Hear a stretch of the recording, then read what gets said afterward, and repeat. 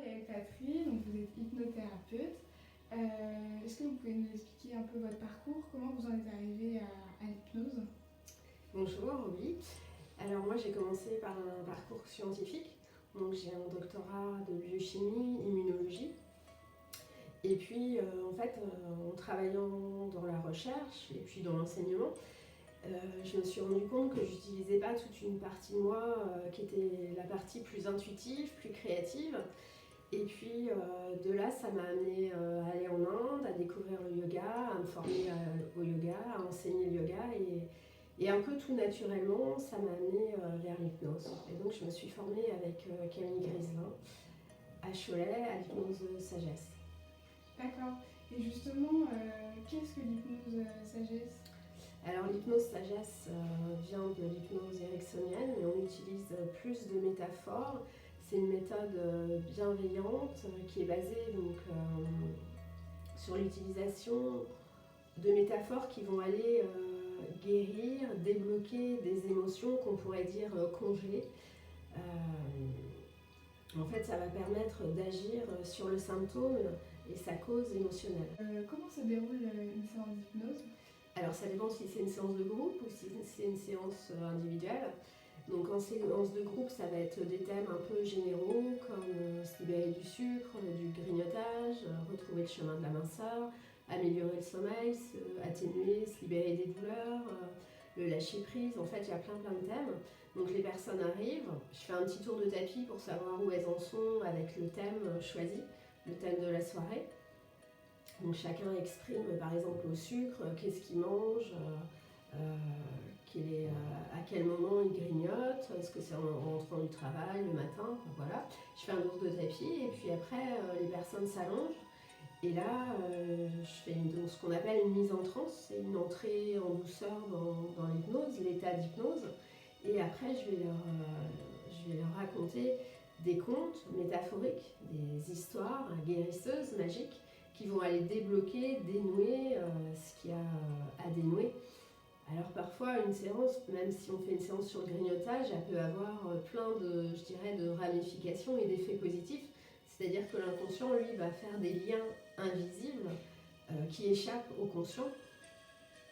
Donc par exemple, suite à une séance sur le sucre, il y a des personnes qui vont être libérées d'eczéma ou de psoriasis ou même de verrues sans qu'elles en aient parlé dans la séance. C'est-à-dire que l'inconscient, lui, on a touché une émotion et cette émotion, elle était reliée à plusieurs problèmes. Et donc en une séance, ça va agir sur plusieurs choses. Alors la grande différence entre une séance de groupe et une individuelle, c'est qu'en individuel, on va pouvoir aller interroger l'inconscient de la personne, ce qu'on appelle du signaling, c'est-à-dire qu'on va aller un peu à la pêche aux informations, par exemple pour un problème ou une phobie, mais c'est pas toujours nécessaire, mais comme en individuel, on va pouvoir personnaliser la séance et vraiment aller déraciner la cause du problème. Par exemple, interroger, est-ce que c'est lié à une personne, est-ce que c'est lié à un événement, est-ce que ça s'est passé avant les 10 ans de la personne, les 5 ans. En fait, on va remonter le fil de l'histoire de la personne pour aller chercher la cause. Voilà. Alors qu'en groupe, c'est quelque chose de général, mais je me suis rendu compte que les séances de groupe agissaient de façon très rapide. Il y a comme une synergie entre toutes ces personnes et les inconscients. Et même si au début les personnes il y a des choses qu'elles ne disent pas. Par exemple, j'ai fait une séance sur l'auto-guérison. Les personnes n'ont pas tout, je ne savais pas tout ce que les personnes avaient, mais l'inconscient, lui, sait très bien ce qu'il a à nettoyer, à travailler, à guérir. Et donc, suite à la séance, il y a eu plein de guérisons dans plusieurs domaines, sans que les personnes en aient parlé et sans que moi, je l'ai nommé, en fait. C'est-à-dire que c'est vraiment l'inconscient qui travaille, qui intègre les messages cachés dans les histoires et qui après, pendant les nuits qui suivent, c'est comme s'il faisait un scan et il guérit ce qu'il y a à guérir. Donc pendant la séance, en fait, je demande aux inconscients, je les remercie d'aller débloquer, d'aller dénouer, guérir ce qu'il y a à guérir. Mais on n'a pas forcément, le conscient n'a pas forcément besoin d'être au courant de tout ça. En fait, ça passe à un niveau plus profond, un peu un niveau souterrain, comme l'image de l'iceberg, où le conscient c'est la partie en surface et l'inconscient c'est la partie cachée, souterraine, qui est bien plus profonde que ce qu'on imagine quand on voit la surface. D'accord. Et justement, dans quel état nous sommes quand on ressort de vos séances? Alors, plutôt bien. En général, les personnes se libèrent d'un gros fardeau. Parfois, il peut y avoir des larmes, mais en fait, après une séance d'hypnose, ben, on est soulagé parce qu'on s'est libéré de vieilles croyances, de vieux schémas inadaptés. Alors parfois, on peut se sentir comme un vide, un peu comme après un baby-boom, parce que par exemple, une peur, une angoisse, ça prenait beaucoup de place. Et c'est comme si on était détaché, d'un seul coup on était détaché, on n'est plus relié à la peur, comme si on avait coupé le lien. Et d'un seul coup on sent la liberté, mais on sent aussi un vide, mais c'est un vide positif. Donc on se sent plus léger, on se sent plus joyeux, on se sent libéré, soulagé, on a plus d'énergie parce qu'on voit tout ce que ça va nous permettre de faire, comment on va pouvoir avancer. On ressort avec la confiance qui est amplifiée, boostée, donc on se sent mieux. Et on peut se sentir aussi brassé parce que ça va remuer des choses.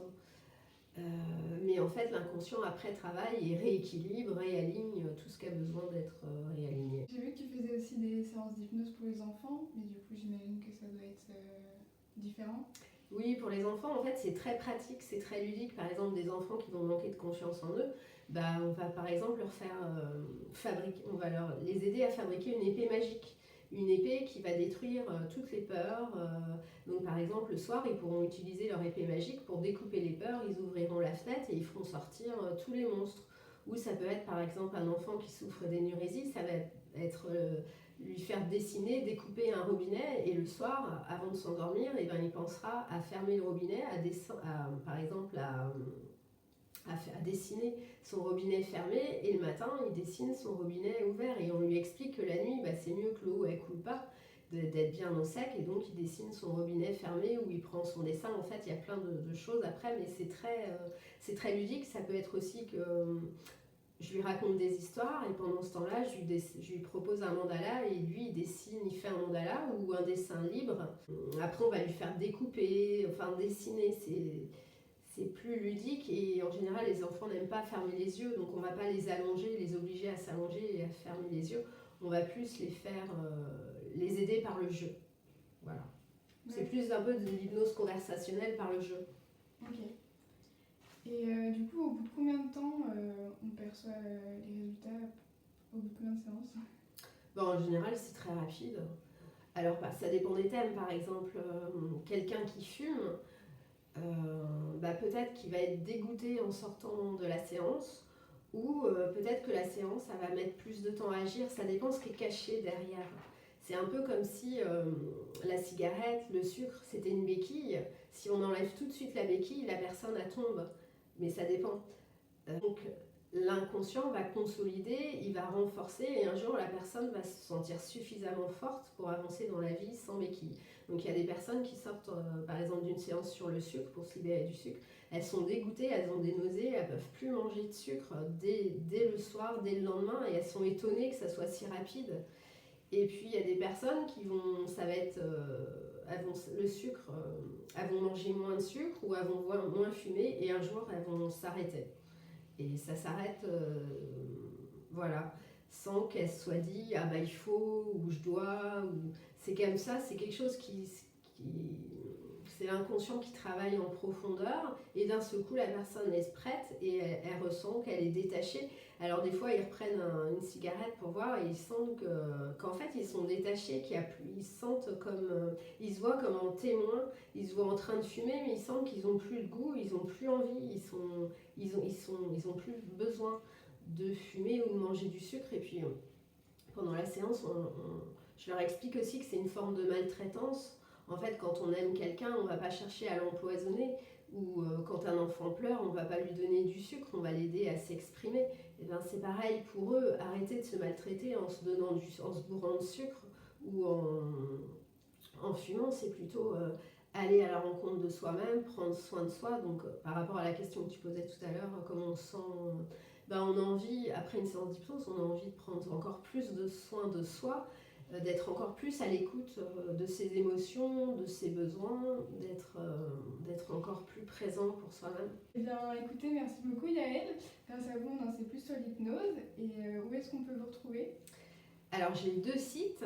Alors j'ai mon site hypnose, c'est www, donc ça va s'afficher sur la vidéo, c'est www.hypnose44.gimdo.com. Et donc une fois par mois, je fais des séances de groupe et sinon en individuel. Donc les séances de groupe, c'est la salle Baracado à Sucé-sur-Herbe et en individuel, donc c'est à mon cabinet à Sucé-sur-Herbe. Et je me déplace aussi à domicile. D'accord. Merci Voilà. beaucoup. Merci.